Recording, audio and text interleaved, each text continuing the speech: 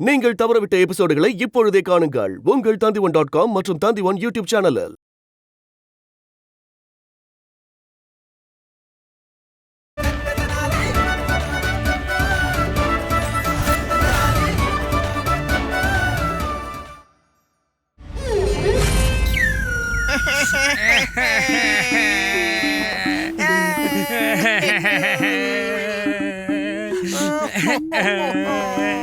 இறுதியா குருஜி சிரிச்சுட்டே இருக்கிற படத்துல பூக்களோட மாலையும் போட்டாச்சு.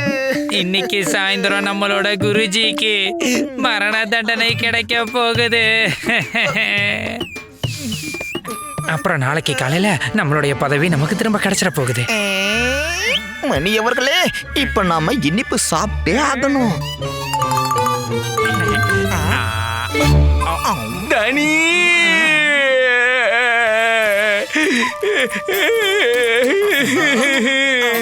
என்னாச்சு மணி? நீங்க ஏன் அழுதுகிட்டு இருக்கீங்க? காலம் உங்க வாழ்க்கையில இப்படி விளையாடி இருக்குல்ல. என்னது எங்களோட வாழ்க்கையிலையா? இப்ப நடக்க போற விஷயம் உங்களுக்கு எல்லாம் நடக்கவே கூடாது. என்ன நடக்க கூடாது?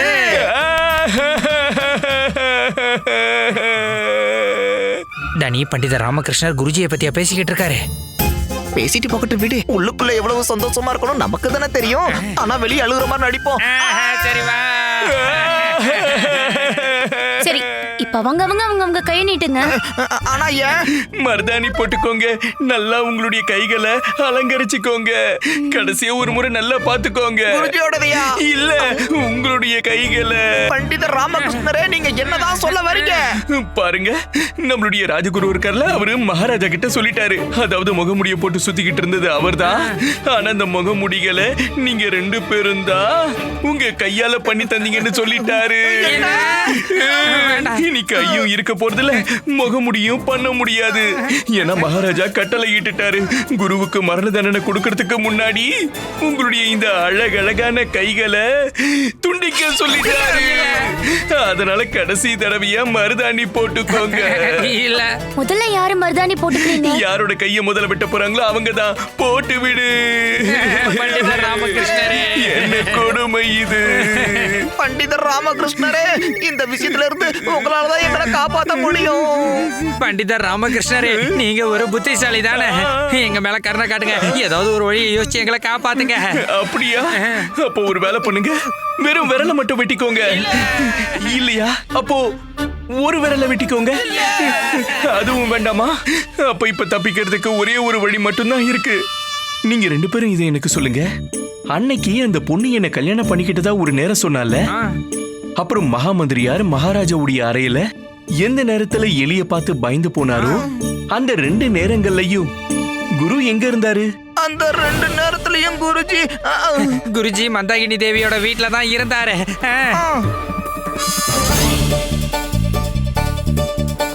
அது சரி, மந்தாகினி தேவியோட வீட்டுலயா? தனிச்சாரியரே சொல்லுங்க. மணிச்சாரியரே சொல்லுங்க. உங்க 2 பேருக்கும் ரொம்ப ரொம்ப நன்றி. இப்ப நீங்க இந்த மருதாணியை வாங்கிக்கோங்க. அப்படியே நீங்களே இதை உங்க கையால உங்க கைகளுக்கு போட்டுக்கோங்க. அது என்னன்னா, ராஜகுரு உங்க 2 பேர் மேலேயும் எந்த பழியையும் போடல. அதே மாதிரி மகாராஜாவும் உங்க 2 பேரோட கையை வெட்ட சொல்லி கட்டளையும் இடல. காந்தா, வேலை முடிஞ்சுதா? அப்ப போலாமா? ஒரு நிமிஷம்.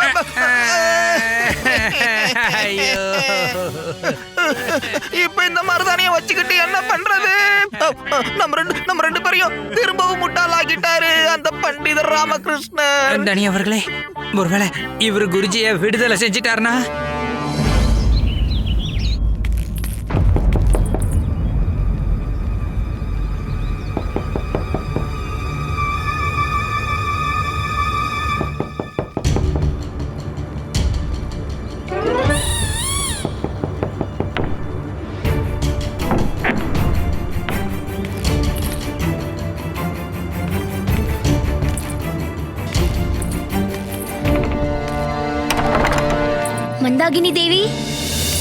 மந்தாகினி தேவி இங்க இருக்க மாதிரி தெரியல. ஆனா விளக்கு எரிஞ்சுகிட்டு இருக்கு. கொஞ்ச நேரத்துக்கு முன்னாடி தான் இந்த விளக்கையே ஏத்துன மாதிரி இருக்கு. பூக்களும் புதுசா இருக்கு.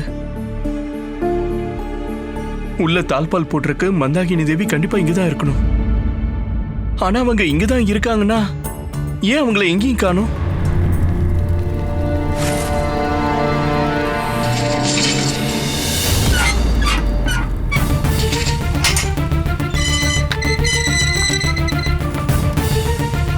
பாவம், எவ்வளவு கஷ்டப்படுறீங்க நீங்க. சோர்ந்து போயிருப்பீங்கல்ல. அதனால உங்களுக்கு கண்டிப்பா ஓய்வு தேவைப்படும். அதுவும் நிரந்தரமான ஓய்வு.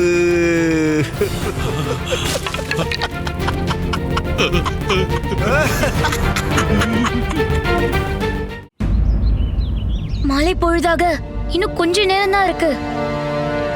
மந்தாகினி தேவியை எங்கன்னு தேடுறது? கதவு உள்ள இருந்து மூடி இருந்தது. ஆனா ஜன்னல் திறந்திருக்கு. அப்படின்னா இந்த ஜன்னல் வழியா தான் அவங்க வெளியில போயிருக்காங்க. இந்த பூக்களையும் விளக்குகளையும் பார்க்கும்போது இப்பதான் வெளியில போயிருக்காங்கன்னு தோணுது. ஆனா எங்க போயிருப்பாங்க? சிங்காரக்கோட்டை. அட ஆமா, இன்னைக்கு ஏகாதசி. பல பெண்கள் இன்னைக்கு விரதம் இருப்பாங்க. கடவுள் விஷ்ணுவுக்கு பூஜை பண்ணுவாங்க. இந்த பொருட்கள் எல்லாம் பார்க்கும்போது மந்தாகினி தேவியும் விரதம் இருந்திருக்காங்கன்னு தோணுது. அவங்களும் கடவுள் விஷ்ணுவுக்கு கண்டிப்பா பூஜை பண்ணுவாங்க. மற்றும் இந்த பூஜை கடவுள் விஷ்ணு பகவானின் கோவிலுக்கு போகாம முடிவடையாது. கடவுள் விஷ்ணுவோட கோவில்னா மொத்த விஜயநகரத்திலயும் ஒண்ணுதான் இருக்கு. அப்படின்னு அவங்க அங்கதான் இருப்பாங்க. காந்தா வா. பண்டிதர் ராமகிருஷ்ண ஐயா, உங்ககிட்ட ஒரு விஷயம் சொல்லவா? உங்ககிட்ட இவ்ளோ மூளை இருக்குல்ல, அதுல பாதி அளவாது உங்களோட மகன் பாஸ்கருக்கு இருந்துச்சுன்னா எவ்வளவு நல்லா இருக்கும் தெரியுமா? அவன் தலைக்குள்ள ஒண்ணுமே இல்ல, சுத்தமா ஒண்ணுமே இல்ல. வாய மூடு. என்ன ஒண்ணு இல்ல. உனக்கு என்ன தெரியும்? என்னுடைய மகன் பாஸ்கர் எவ்வளவு பெரிய புத்திசாலி தெரியுமா? அது இதெல்லாம் நான் அவனுடைய உதவியால தானே பண்ணிக்கிட்டு இருக்கேன். ஒண்ணும் இல்லையா? சரி கேளு. நம்ம கிட்ட நேரம் ரொம்ப குறைவா இருக்கு. உனக்கு தெரியும்ல, நீ போய் குருவை சந்திச்சு மரண தண்டனைய தள்ளி போடணும். அப்பதான் என்னால போய் மந்தாகினியை தேடி கண்டுபிடிக்க நேரம் கிடைக்கும்.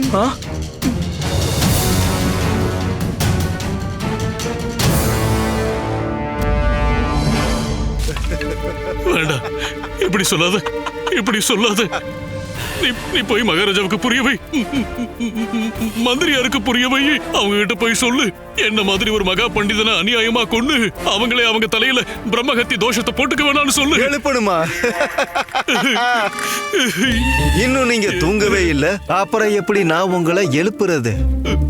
இப்போதான் தூங்குறதுக்கான நேரமே வந்திருக்கு. இல்ல வீரர்களை கூட்டிட்டு வாங்க. என்ன விடுங்க.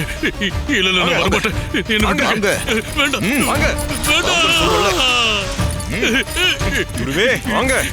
கை காலா, நீ நாசமா போயிடுவ. நான் வர மாட்டேன். என்ன விடுங்க.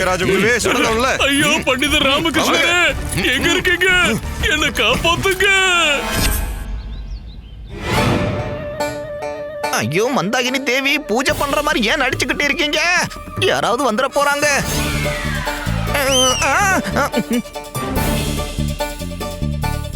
ஐயோ மன்னியவர்களே, இந்த பண்டிதர் ராமகிருஷ்ணர் என்ன மந்திரவாதியா? நாம இங்கதான் இருக்கணும். இவருக்கு எப்படி தெரிய வந்தது? தனி அவர்களே, பண்டிதர் ராமகிருஷ்ணர் மந்தாகினி தேவியை வந்து பாக்குறதுக்கு முன்னாடி நாம மந்தாகினி தேவியை மறைச்சு வச்சாகணும். மந்தாகினி தேவி, நாங்க உங்ககிட்ட சொன்ன விஷயம் உண்மையாக போகுது. நாங்க தான் முன்னாடியே சொன்னோம்ல, பண்டிதர் ராமகிருஷ்ணர் எங்க குருஜியை காப்பாத்துறதுக்காக உங்களை மாட்டி விட நினைக்கிறாரு. இப்ப உங்களை மாட்டி விடுறதுக்காக இங்க வந்துட்டாரு. அங்க பின்னாடி பாருங்க. இப்ப என்ன பண்றது? நாங்க என்ன சொல்றோமோ அப்படியே பண்ணுங்க. நீங்க அங்க இருக்கிற சிலைக்கு பின்னாடி போய் ஒளிஞ்சுக்கோங்க. போங்க, நாங்க பாத்துக்கிறோம். போங்க. பூஜை முடிஞ்சிருச்சு. போங்க. போங்க. நாம இங்க பூஜை பண்ற மாதிரி நடிப்போம். என்ன நினைச்சனோ அதேதான் நடந்திருக்கு. இவங்க தான் கண்டிப்பா மந்தாகினி தேவியை ஒளிச்சு வச்சிருக்காங்க. ஆனா மந்தாகினி தேவியை வெளியில வர மாதிரி ஏதாவது ஒரு காரியத்தை பண்ணி ஆகணும். நீங்க 2 பேரும் இங்கே. பண்டிதர் ராமகிருஷ்ணர் அவர்களே, அதாவது இன்னைக்கு ஏகாதசி நல்ல நாள் இல்லையா? அதான் நாங்க 2 பேரும் கடவுள் விஷ்ணுக்கு இங்க பூஜை பண்றதுக்காக வந்தோம். நீங்க 2 பேரும் இதை பண்ணுவீங்கன்னு எனக்கு முன்னாடியே தெரியும். என்ன பூஜையா? இல்ல, பூஜை இல்ல, கூஜா. இறுதியா நீங்க 2 பேரும் மந்தாகினி தேவியை ஒளிச்சு வச்சிட்டீங்க இல்லையா? நீங்க என்ன பேசிக்கிட்டு இருக்கீங்க? பண்டிதர் ராமகிருஷ்ணரே, நாங்க எதுக்கு மந்தாகினி தேவிய ஒளிச்சு வைக்க போறோம்? நாங்க ஏன் இப்படி பண்ண போறோம்? மந்தாகினி தேவிக்கு உண்மை தெரியக்கூடாதுன்றதுக்காக.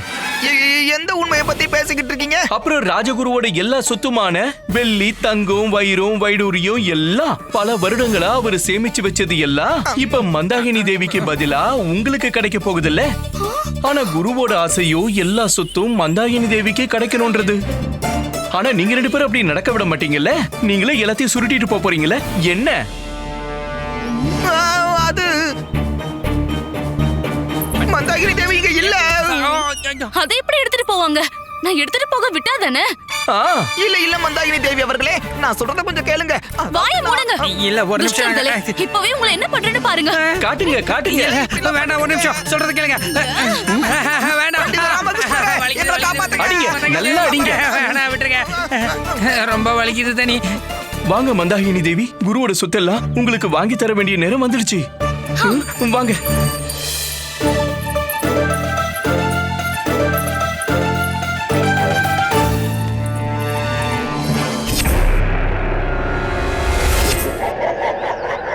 வேண்டாம், விட்டுருங்க. வேண்டாம், என்ன ஒண்ணு பண்ணிடாதீங்க. என்ன விட்டுருங்க. தயவு செஞ்சு என்ன விட்டுருங்க. விட்டுருங்க. வேண்டாம், வேண்டாம், வேண்டாம். நான் வரமாட்டேன்.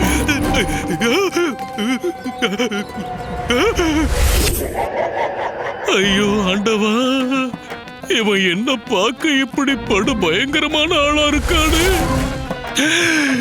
ஈஸ்வரா, ஈஸ்வரா, என்ன காப்பாத்துங்க, என்ன காப்பாத்துங்க.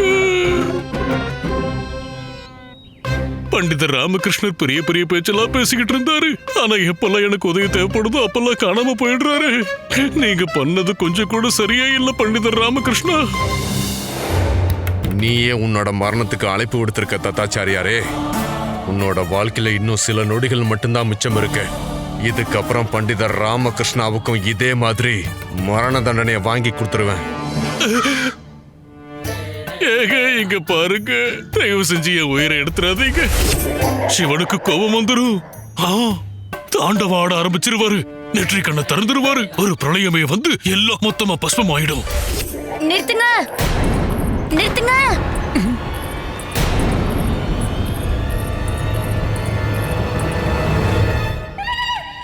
ராஜகுருவை நீங்க இப்படி கொல்ல முடியாது. ராஜ காரியத்துல குறுக்கிடுறதுக்கு உனக்கு எப்படி தைரியம் வந்தது?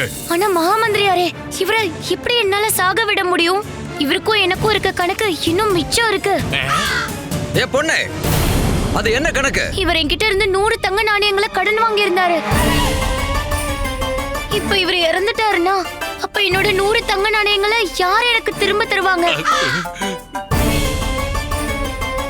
இவருக்கு அப்புறம் வாரிசுன்னும் யாரும் இல்ல. நான் என்னோட அப்பாவோட சிகிச்சைக்காக 100 தங்க நாணயங்களை சேமிச்சு வச்சிருந்தேன். ஆனா உன்னோட அப்பாவே ஒரு வைத்தியர் தானே? அது வைத்தியருக்கும் நோய் வரலாம் இல்லையா? என் மேல இன்னொரு பழியா? இல்ல, இவ போய் சொல்றா.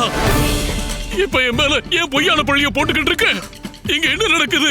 எல்லாரும் ஏன் என் மேல இப்படி பொய்யான பழிய போட்டுக்கிட்டே இருக்கீங்க? ஐயோ, நான் இப்ப இங்க இவரோட உயிரை காப்பாத்து தான் வந்திருக்கேன்னு புரிஞ்சுக்க மாட்டேங்கிறாரே. மகாராஜா, இவ போய் சொல்றா. நான் 100 தங்க நாணயங்கள் என்ன ஒரு தங்க நாணயம் கூட இவகிட்ட இருந்து வாங்கல. அப்படியா? 100 தங்க நாணயங்களை வாங்க வரும்போது மகளே காந்தா, மகளே காந்தா நீங்க. ஆனா இப்போ அது திரும்ப கேட்க ஆரம்பிச்சிட்டா நீங்க பொய் சொல்ல ஆரம்பிச்சிட்டீங்களா? என்ன மகளே காந்தா, மகளே காந்தா? நான் ஏன் உன்னை மகளே காந்தா, மகளே காந்தான்னு சொல்ல போறேன்? இவ போய் சொல்றா. நான் எந்த ஒரு தங்க நாணயத்தையும் வாங்கல. பாருங்க மகாராஜா, இவ என்கிட்ட என்னென்னமோ சைகையெல்லாம் காமிச்சுக்கிட்டு இருக்கா.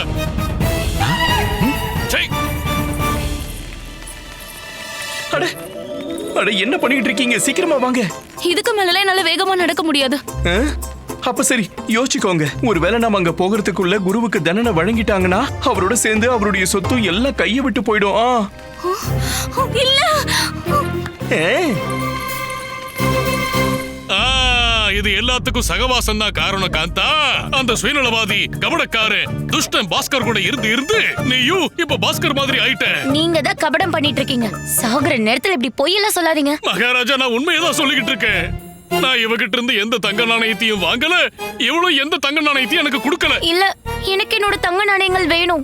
இல்லனா எனக்கு என்னோட தங்க நாணயங்களை யார் தருவா? சரி, நான் உனக்கு அந்த தங்க நாணயங்களை தர்றேன். ஏன் நீங்க ஏன் இந்த பொண்ணுக்கு 100 தங்க நாணயங்கள் தரீங்க? சொல்லுங்க. இல்ல மகாராஜா, நானே அதை கொடுத்துறேன். நீங்க சீக்கிரம் கட்டளை இடுங்க, நேரம் போய்கிட்டே இருக்கு. சூரியன் அஸ்தமனம் ஆயிடும். இல்ல இல்ல இல்ல இல்ல இல்ல இல்ல முதல்ல சொல்லுங்க. நீங்க இந்த பொண்ணுக்கு 100 தங்க நாணயங்கள் தர மாட்டேன்னு சொல்லுங்க. எனக்கு என்னோட தங்க நாணயங்கள் வேணும், அவ்வளவுதான். நான் மகாராஜா, நியாயத்தை வழங்கணும்னு தான் தத்தாச்சாரியாருக்கு தண்டனை வழங்கி இருக்கேன். அதனால இன்னையில இருந்து இவருடைய அனைத்து சமுதாய பொருளாதார கடமைகளுக்கும் நான் தான் பொறுப்பு. நான் அவருடைய கடமையை நிறைவேற்றுறேன். உங்களுடைய கடனையும் நானே திருப்பி தரேன். மகாராஜா, நீங்க இப்ப கட்டளை இடுங்க. சரி, நான் கட்டளை இடுறேன். தத்தாச்சாரியாருக்கு இப்போ மரண தண்டனையை வழங்குங்க. இல்ல மகாராஜா, இல்ல இல்ல.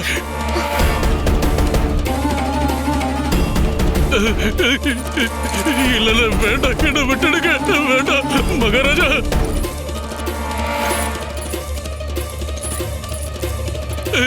அம்மா,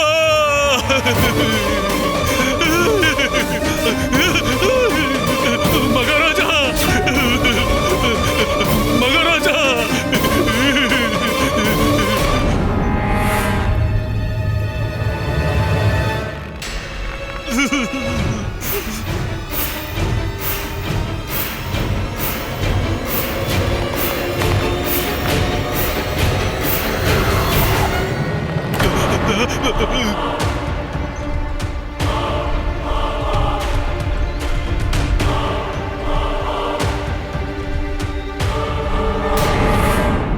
சிவபெருமானே, நீலகண்டரே, நான் சாக விரும்பல.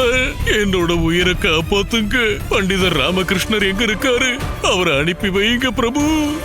அவரால் மட்டும்தான் இப்ப என் உயிரை காப்பாற்ற முடியும்.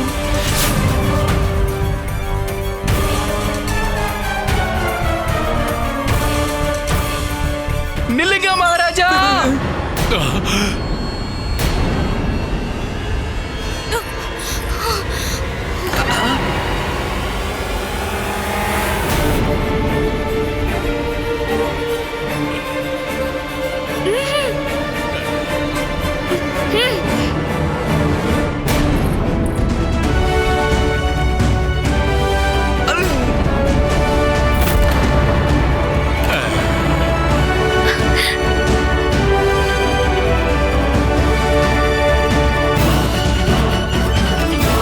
பண்டிதர் ராமகிருஷ்ணா.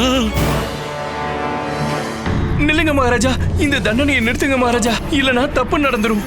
என்ன தப்பு நடந்துரும்?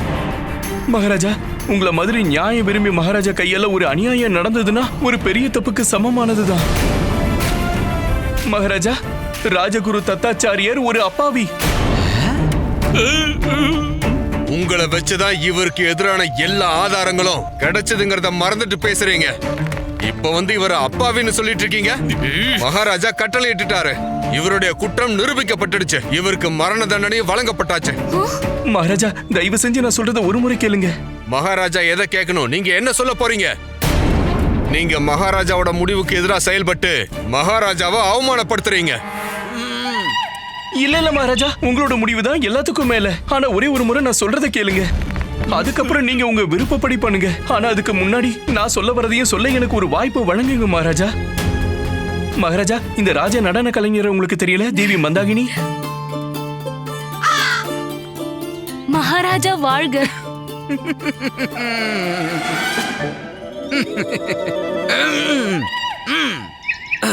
சொல்லுங்க, நீங்க என்ன சொல்ல வந்திருக்கீங்க?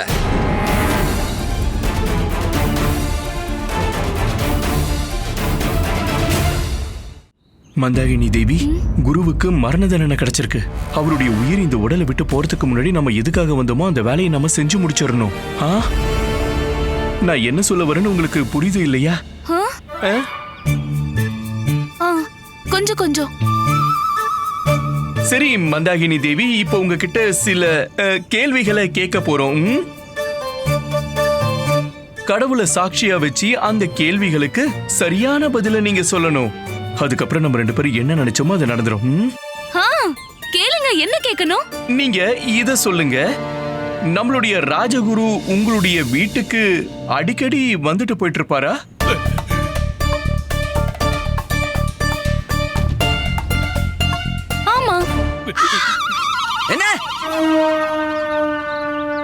சரிதான். அப்படின்னா கடைசியா ஒரு 2-3 தடவை ராஜகுரு உங்களுடைய வீட்டுக்கு எப்பப்பெல்லாம் வந்தாருன்னு உங்களுக்கு ஞாபகம் இருக்கா? இருக்கு. நல்லது. இப்ப எல்லாத்தை விட முக்கியமான கேள்வி, இன்னிலிருந்து 2 நாளைக்கு முன்னாடி ராத்திரி நேரத்தின் முதல் பொழுதுல மகாமந்திரியார் மகாராஜாவுடைய அறைக்குள்ள எலிய பார்த்து பயந்து போனப்போ அந்த நேரத்துல குரு எங்க இருந்தாரு?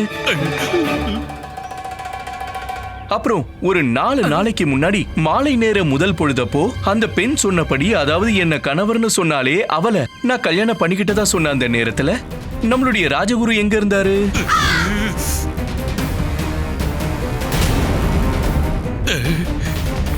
இவன் என்ன பண்ணிக்கிட்டு இருக்கான்? இப்ப என் மான மரியாதைக்கும் இறுதி சடங்கு பண்ணாம விட மாட்டான் போல இருக்கு. சொல்லுங்க மந்தாகினி தேவி, ராஜகுரு எங்க இருந்தாரு? இல்ல அவ என்ன சொல்லுவா? நான் சொல்றேன். நான் எங்க இருந்தேன்னு நான் சொல்றேன். குருவே, நீங்க அமைதியா இருங்க. இப்ப நீங்க தான் இங்க குற்றவாளி, அதனால நீங்க சொல்றத ஏத்துக்க முடியாது. மந்தாகினி தேவி, நீங்க சொல்லுங்க, குரு எங்க இருந்தாரு? அந்த 2 நேரங்கள்லயும் அவர் ஏன் கூட தான் இருந்தாரு.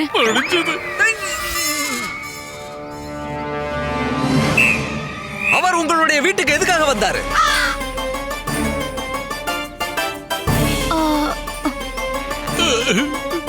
குரு தத்தாச்சாரியர் ஒரு ராஜகுரு மகாராஜா, ஒரு பெரிய ஞானி, ஒரு பெரிய வித்வான்.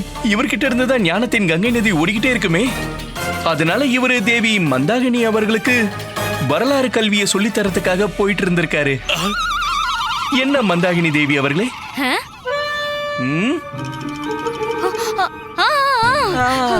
நல்ல வேளை வரலாறு கல்வின்னு சொல்லிட்டா, இல்லன்னா என்னோட வரலாறு இன்னைக்கு எல்லாருக்கும் தெரிஞ்சு போயிருமோன்னு நினைச்சு பயந்துட்டேன். மகாராஜா, இவங்க எல்லாரும் ஒரு கற்பனை கதையை உருவாக்கிக்கிட்டே போறாங்க.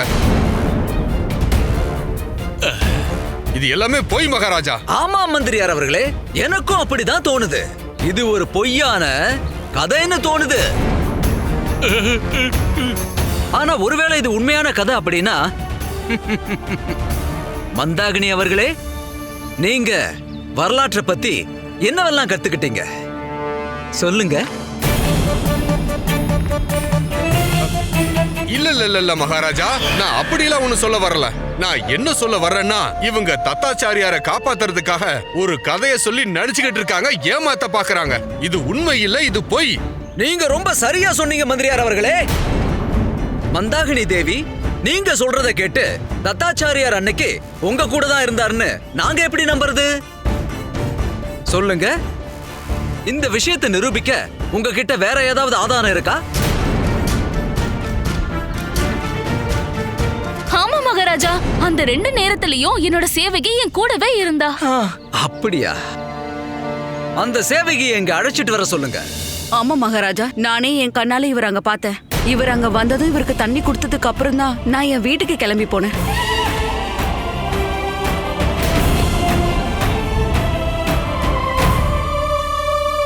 மகாராஜா, எந்த ஒரு நபராலையும் ஒரே நேரத்துல 2 இடத்துல இருக்க முடியாது. இங்க தேவி மந்தாகினியும் அவங்களுடைய சேவையையும் சொல்றத வச்சு பார்க்கும்போது குற்றம் நடந்த அந்த 2 நேரங்கள்லயும் ராஜகுரு இவங்க கூட இவங்க வீட்டுல தான் இருந்திருக்காரு. அது மூலமா இங்க நிரூபணமாகிறது என்னன்னா, எந்த நபர் என்னுடைய முகமூடி போட்டுக்கிட்டு அந்த பெண்ணை திருமணம் பண்ணிக்கிட்டானோ அந்த நபர் ராஜகுரு இல்ல. அது கூடவே எந்த நபர் மந்திரியுடைய முகமுடியை போட்டுக்கிட்டு உங்க அறைக்கு வந்து எலிய பார்த்து பயந்து ஓடுற மாதிரி நடிச்சானோ அதுவும் ராஜகுரு இல்ல, அது வேற யாரோ ஒருத்தங்க தான். இதே மாதிரி மத்த சம்பவங்கள் நடக்கும் போதும் வேற ஒருத்தங்க தான் அதை பண்ணிருக்காங்க மகாராஜா. மகாராஜா, இது எல்லாமே ஒரு சூழ்ச்சி தான். இதுல ராஜகுருவும் சம்பந்தப்படல, நானும் இல்ல, மகா மந்திரியாரும் இல்ல. பண்டித ராமகிருஷ்ணரே, நான் உங்களுக்கு கடமைப்பட்டிருக்கேன். இன்னைக்கு நான் ஒரு பாவம் பண்றதுல இருந்து நீங்க என்ன காப்பாத்தி இருக்கீங்க. இதன் மூலமா தத்தாச்சாரியார் நிரபராதின்னு நிரூபணமாயிருக்கு.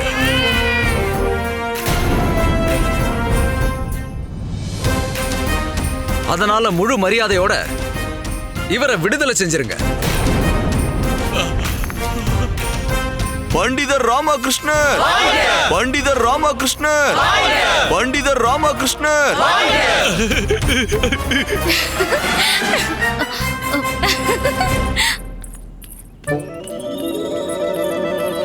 கலட்டி விடுங்க, கலட்டி விடுங்க.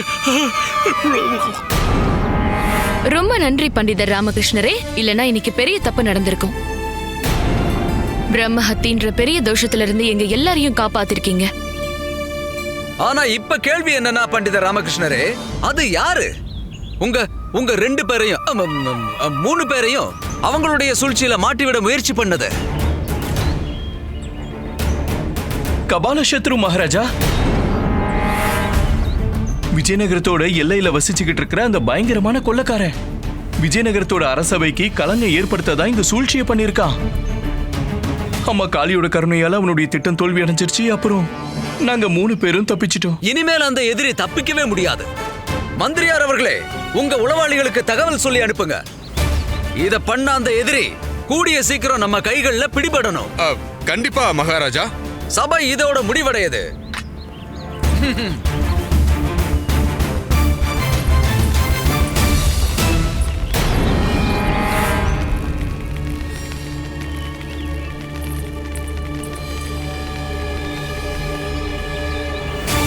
தத்தாச்சாரியாரோட உயிரை என்னமோ நீ காப்பாத்திட்ட.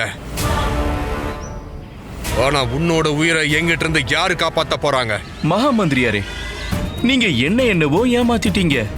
இப்ப நான் அடுத்து பண்ண போற விஷயத்துல இருந்து உங்களை யாரு காப்பாத்த போறாங்க? நான் வெறும் காத்துல ஒரு சூறாவளி.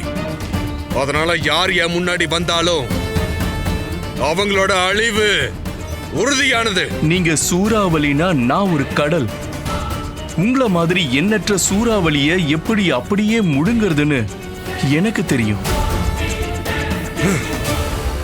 இப்போ என்னோட சொத்தெல்லாம் என்கிட்ட கொடுங்க. என்னது சொத்து இல்லாமா? ஆமா, உங்க சொத்தெல்லாம் தங்க நாணயங்கள. ஆனா என்ன சொத்து தங்க நாணயம் உளறிக்கிட்டு இருக்க? உங்க செல்வத்தை எல்லாத்தையும் என் பேர்ல எழுதி வைக்கிறதா இருந்தீங்களே. எப்ப அதை பண்ண இருந்தேன்? ஏன் பண்ண இருந்தேன்? எதுக்காக பண்ண இருந்தேன்? ஆனா என்கிட்ட பண்டிதர் ராமகிருஷ்ணர் அப்படிதான் சொன்னாரு. பண்டிதர் ராமகிருஷ்ணா சொத்தெல்லாம் கிடைக்கணும் ஆசை காட்டி என்ன இவ்வளவு தூரம் ஓடி வர வச்சீங்க. நான் எவ்வளவு சோர்ந்து போயிட்டேன் தெரியுமா? இப்ப என்னோட சொத்தெல்லாம் எங்க? அப்படின்னா நீங்க என்ன ஏமாத்திருக்கீங்களா? பண்டிதர் ராமகிருஷ்ணரே, நீங்க என்ன இப்படி எல்லாம் ஏமாத்துவீங்கன்னு நான் என் கனவுல கூட நினைச்சே பார்க்கல. அட கொஞ்சம் கேளுங்களே. முடிஞ்சது. பிரமாதம் குருவே, என்னோட பொய் தானே உங்க உயிரை காப்பாத்திச்சு. வேற ஏதாவது வழியை யோசிச்சு என் உயிரை காப்பாத்திருக்க முடியாதா? உயிரை காப்பாத்திட்டீங்க, ஆனா என் மான மரியாதை எல்லாத்தையும் பறக்க விட்டுட்டீங்க. இப்ப இந்த மொத்த விஜயநகரத்துக்கும் நான் இந்த ராஜ்யத்தோட ராஜ நர்த்தகி வீட்டுக்கு போறேன்னு தெரிஞ்சிருச்சு. அதுவும் ராத்திரியில. அப்படின்னா ஏன் அவங்க வீட்டுக்கு போறீங்க? கவலைப்படாதீங்க. ஆனா இப்ப எல்லா பிரஜைகளும் நீங்க உங்க வீட்டுக்கு வரலாறு கல்வி சொல்லி தரதான் போறீங்கன்னு நினைச்சுக்கிட்டு இருக்காங்க. அப்படியா? அதனால உங்க மான மரியாதைக்கு எந்த பாதிப்பும் வரல. முதல்ல உயிரை ஆபத்துல தள்ளி விட்டீங்க, அதுக்கப்புறம் காப்பாத்துறீங்க. ஆனா அப்படி காப்பாத்தும் போது என் மான மரியாதையை கப்பலேத்த பாத்துட்டீங்க. நீங்க யாருன்னு எனக்கு ரொம்ப நல்லாவே தெரியும். அட, இப்ப மந்தாகினி வர கோபப்பட்டுட்டு போயிட்டா. மந்தா அந்த கை கால நல்ல திட்டத்தை தான் திட்டியிருக்கான். அப்பா, உங்களுடைய ஆசீர்வாதத்தாலையும் காளியம்மாவுடைய ஆசீர்வாதத்தாலையும் எப்படி அவங்களுடைய இந்த திட்டத்தை நான் முறியடிச்சிட்டேன். ஆனா இப்ப அவன் அடுத்து என்ன வலையை வீசுவான்னு தெரியல. அப்பா, நான் உங்களை எப்படியாவது கண்டுபிடிச்சாகணும். எந்த ஒரு சூழ்நிலையிலும் நீங்க எங்க இருக்கீங்கன்னு நான் கண்டுபிடிச்சே தீருவேன்.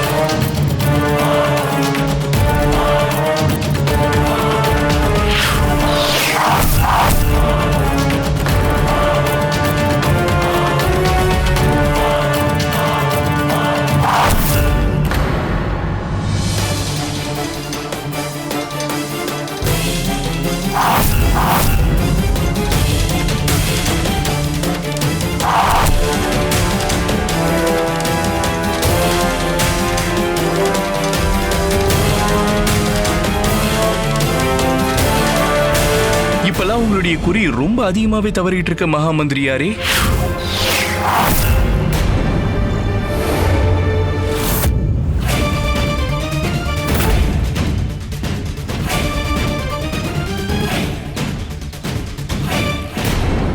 என்னோட குறி தப்பிருக்குன்னு உங்களுக்கு எப்பப்பெல்லாம் தோணுதோ அப்பெல்லாம் என்னோட குறியை இன்னொரு முறை சரியா பாருங்க. ஏன்னா எது என்னோட சரியான குறியோ அத நான் இன்னும் குறி வைக்கவே இல்லை. ஒருவேளை குறி வச்சிருந்தேன்னா இந்நேரம் நீங்களும் இந்த பூமியில இருந்திருக்க மாட்டீங்க, உங்களோட அடையாளமும் இங்க இருந்திருக்காது. புரிஞ்சுதா இல்ல புரியலையா? இப்படி கருணையை பொழிஞ்சுக்கிட்டு இருக்கீங்கன்னா அந்த கருணைக்கான காரணத்தையும் கொஞ்சம் சொல்லுங்க. நான் உங்களை இவ்வளோ சுலபமா சாகடிச்சிட மாட்டேன். துடிக்க வச்சு கொல்லுவேன். தத்தாச்சாரியார நீ எப்படியோ காப்பாத்திட்ட. ஆனா நான் அடுத்து என்ன பண்ண போறேன்னு உன்னால யோசிக்க கூட முடியாது. அப்படி என்ன பண்ண போறீங்க?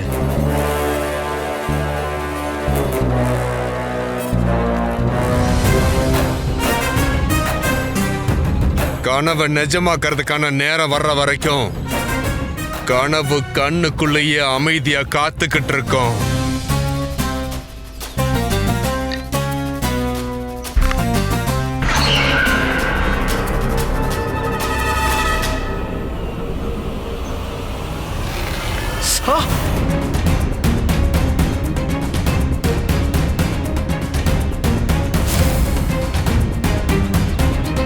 ஆசீர்வாதம் வழங்குங்க பண்டிதர் ராமகிருஷ்ணரே.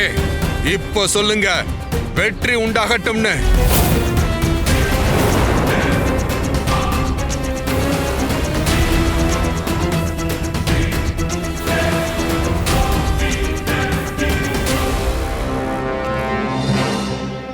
இப்ப இவனுடைய மூளைக்குள்ள என்ன திட்டம் ஓடிக்கிட்டு இருக்கு? கண்டிப்பா விஜயநகரத்துக்கு ஆபத்தான ஏதோ ஒரு விஷயத்தை தான் பண்ண போறான்.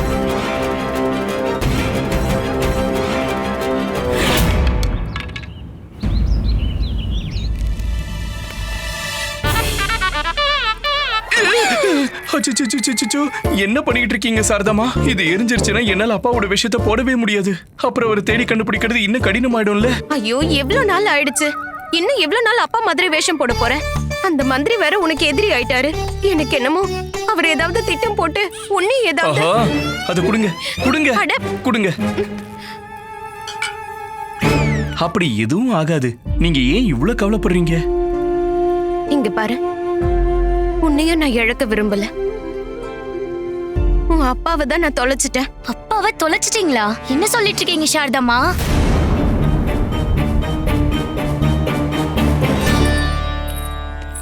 நீங்க எப்ப பண்டிதர் ராமகிருஷ்ணரை தொலைச்சீங்க? அப்படின்னா பண்டிதர் ராமகிருஷ்ணர் இன்னொரு கல்யாணம் பண்ணிக்கிட்டேன்னு சொன்னது உண்மைதானா?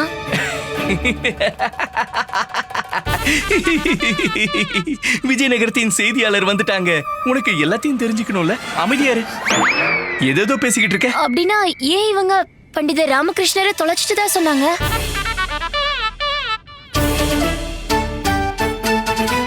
அது ஏன் அப்படி சொன்னாங்கன்னா, என்னோட அப்பா தான் விஜயநகரத்துக்காக தன்னையே அர்ப்பணிச்சிட்டாருல, அதனாலதான். சரிதானே சாரதாமா? ஓ, அப்படியா?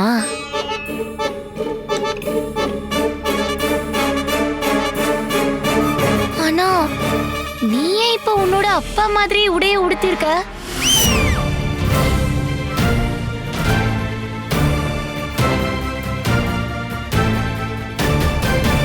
உன்கிட்ட உனக்குன்னு சொந்தமான ஆடைகள் கூடவா இல்ல? சொல்லுங்க சொல்லுங்க.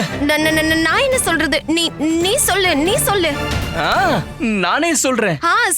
நான் அப்பா கிட்ட சொன்னனே, என்கிட்ட தான் ஆடைகள் இருக்கே, உங்களுடைய ஆடைகளை நான் ஏன் போட்டுக்கணும்னு கேட்டேன். அதை கேட்டு அவர் என்ன திட்டினாரு. இல்ல, நீ ஒரு சேவகன் மாதிரி ஆடையை உடுத்திக்கிட்டு இருக்க, எப்பவாவது என்ன மாதிரி ஆடையை உடுத்திக்கணும்னு சொன்னாரு. அதனாலதான் நானும் அவரை மாதிரியே ஆடையை உடுத்தி இருக்கேன். நல்லா இருக்குல்ல? இப்போ உன்னுடைய கேள்வி அம்புகள்லாம் முடிஞ்சிருச்சுன்னா நான் போய் ஆடைய மாத்திக்கலாமா? நான் பூஜை பொருட்களை வாங்கிட்டு வர சந்தைக்கு போகணும். ஆனா உன்னால ஒண்ணு இல்ல. தள்ளு.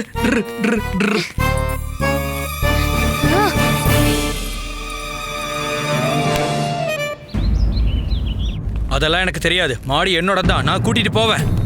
அட அது எங்களோட பயிர்களை சாப்பிட்டுருச்சு, அதனால இப்ப எங்களோட மாடாயிருச்சு. அது சரி, உங்க விளைச்சல சாப்பிட்டா அது உங்க மாடாயிடுமா? ஆமா, அது எங்க மாடா தான் ஆகும். என்னாச்சு கோபிநாத்? நல்ல வேளை பாஸ்கர், நீயே இங்க வந்துட்ட. இப்ப நீயே முடிவு என்னன்னு சொல்லு. ஆனா விஷயம் என்ன? விஷயம் என்னன்னா, என்னோட மாடு அவரோட பயிர்களை கொஞ்சமா சாப்பிட்டுருச்சு. அதுக்காக என் மாட்டை இவரோடதுன்னு சொல்றாரு. என்னோட மாட்டையும் கட்டி போட்டு வச்சிருக்காரு. இப்ப இந்த மாடு எங்களோடது.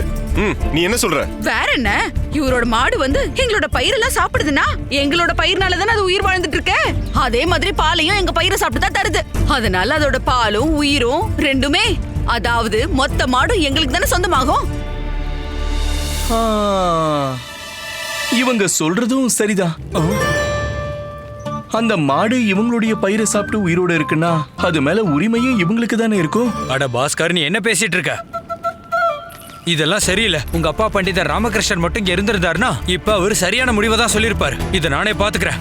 அந்த மாடு என்னோட இதுதான். இப்ப அந்த மாடு எங்களோடது. நீ சொல்லிட்ட மட்டும் அது உன்னோடதாயிடுமா? இப்ப அது எங்க மாடு தான். இல்ல, அது என்னோட மாடு. அவங்க 2 பேரும் சண்டை போட்டுக்கிட்டு இருக்கட்டும், நீங்க விடுங்க. நீங்க இந்த சுத்தமான நெய்ல செஞ்ச இனிப்புகளை கொஞ்சம் சாப்பிட்டு பாருங்க. ரொம்ப சுவையா இருக்கு, சாப்பிடுங்களேன். நான் தான் சொல்லிக்கிட்டு இருக்கேன்ல, இது என்னோட மாடு. அப்படி எல்லாம் எங்களோட மாடு முடியாது. நீ என்ன வேணா பேசுவ, நான் பார்த்துட்டு சும்மா இருப்பேனா? அது எங்களோட மாடு தான். கொஞ்சமா பயிர் சாப்பிட்டதுக்கு என் மாட உனக்கு சொந்தம்னு சொல்லுவியா? ஆமா, இதெல்லாம் கொஞ்சம் கூட நல்லா இல்ல. நீ பண்றது ரொம்ப பெரிய தப்பு, புரிஞ்சுக்கோ. இப்ப நாங்க கிளம்புறோம். ஆனா நீ மறுபடியும் மாட்டை உரிமை கொண்டாடிட்டு வந்துடாத. நீ வா போலாம். போலாங்க. அட போயா. அட நில்லுங்க. எப்படிப்பட்ட மனுஷனா இருக்க நீ? நியாயத்தை சொல்றதுக்கு பதிலா நீ அநியாயம் பண்ணிருக்க. ஒரு பக்கம் உன்னோட அப்பா அநியாயம் பண்றத பத்தி யோசிக்கவே மாட்டாரு, அநியாயத்தை நடக்க விட மாட்டாரு. ஆனா இங்க நீ இந்த மாட்டை திரும்பி வாங்கி தரதுக்கு பதிலா அந்த மோசமான மனிதரோட மனைவிக்கு இனிப்பு கொடுத்திருக்க. உங்களை நான் ரொம்ப திறமைசாலின்னு நினைச்சிட்டு இருந்தேன். ஆனா என்ன? ராஜகுரு தத்தாச்சாரியாருக்கு மரண தண்டனை கிடைக்க இருந்துச்சு. ஆனா பண்டிதர் ராமகிருஷ்ணர் அங்க வந்து காப்பாத்தி கூட்டிட்டு போயிட்டாரு. நீங்களும் பல திட்டத்தை வகுத்தீங்க, ஆனா எல்லாம் தோல்வி அடைஞ்சிருச்சு. என்னன்னு தெரியல, இந்த ஆனாங்கிற வார்த்தையே உங்களோடவே இப்ப ஒன்னா இணைஞ்சிருச்சுன்னு நினைக்கிறேன்.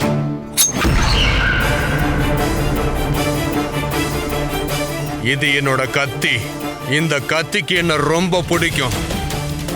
என்னை எதிர்த்து பேசுறவங்களோட உயிரையே இது எடுத்துரும்.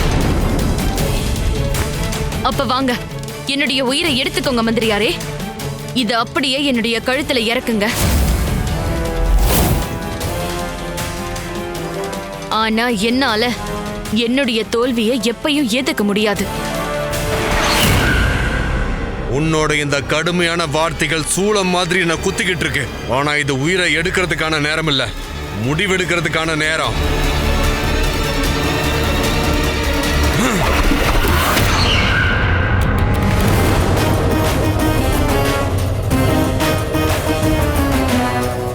உயிரை இல்ல, இப்ப ராஜ பதவியை பறிக்க போறேன்.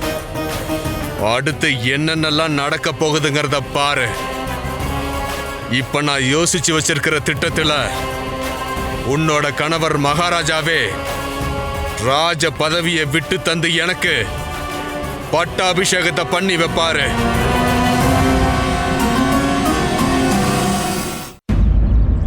இப்ப உன்னால இந்த மாடு அந்த கெட்டவனுக்கு கிடைச்சிருக்கு.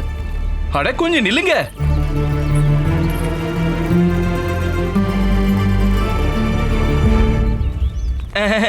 நீங்க அவங்கள எங்க கூட்டிட்டு போறீங்க?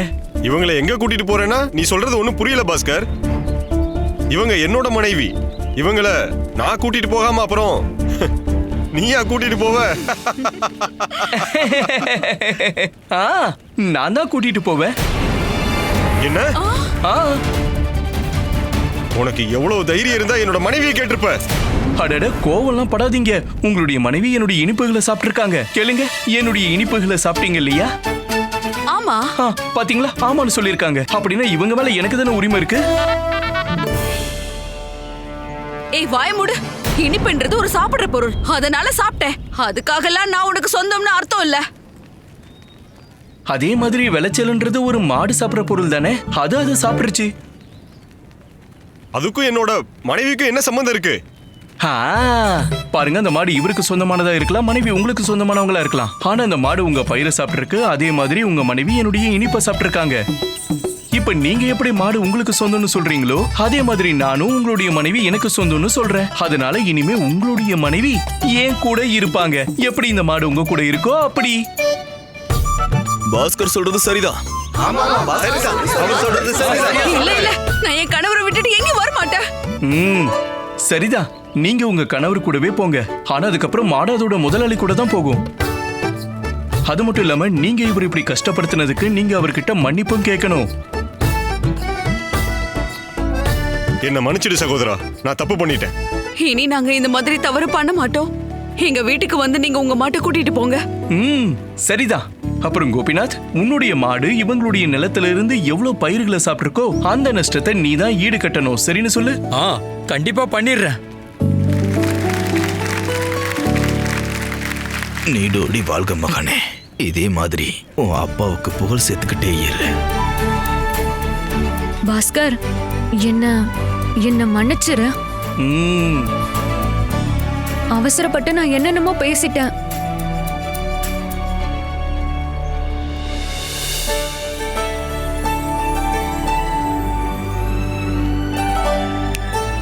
என்ன யோசிக்கிற? வா, நான் உன்னுடைய அப்பாவை போய் பார்க்கணும். அவரால தான் என் அப்பா மேல விழுந்திருந்த பழி இன்னைக்கு விலகிடுச்சு. வா பாஸ்கர். இல்ல இல்ல போகாத. அப்பா இப்போ அம்மாவோட கோவில்ல இருக்காரு. சரி, இப்ப நம்ம கோவிலுக்கு போய் பார்க்கலாமா? வாங்க. இல்ல இல்ல, அவரு அம்மாவோட தியானத்துல முழுகிடுவாரு. அந்த நேரத்துல அவரு யாரையும் சந்திக்க மாட்டாரு, கோவப்பட்டுருவாரு. அதனால நீ நாளைக்கு அவரை பாத்துக்கோ. சரி பாஸ்கர், நீ சொன்னதெல்லாம் சரி. நாளைக்கு நான் அவரை கண்டிப்பா போய் பார்ப்பேன். சரி, இப்ப நான் கிளம்புறேன்.